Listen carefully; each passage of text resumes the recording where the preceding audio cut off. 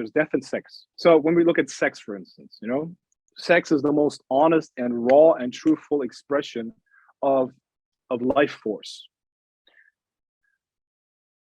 Yeah, that life exists between the two coins of life, which is death and sex. Death and sex.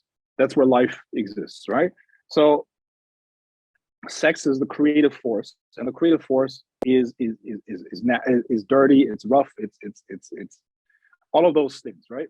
Now, when people start cutting their psyche off from those instincts, they're cutting themselves actually off from the life force that feeds them.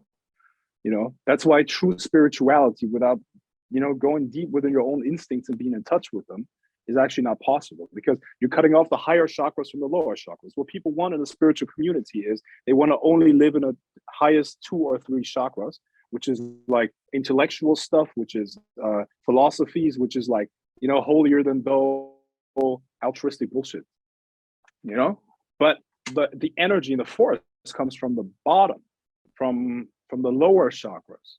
So you gotta be very much in touch with those aspects of yourself, with those lower chakras, and then the energy can rise up, and that's when they're energized, when the higher psychic centers are energized fully. You see, and this is also where manifestation power comes from.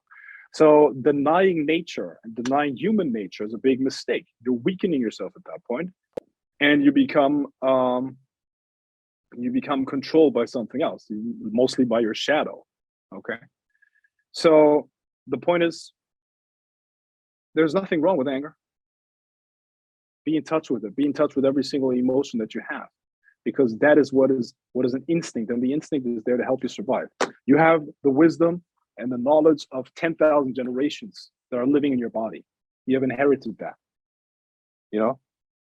So this tiny amount of time of our modern civilization is not going to do anything about it. There's wisdom in you that you can access through your instincts, and you got to be in touch with it, or you're going to self-destruct, because you're going to become an animal without claws.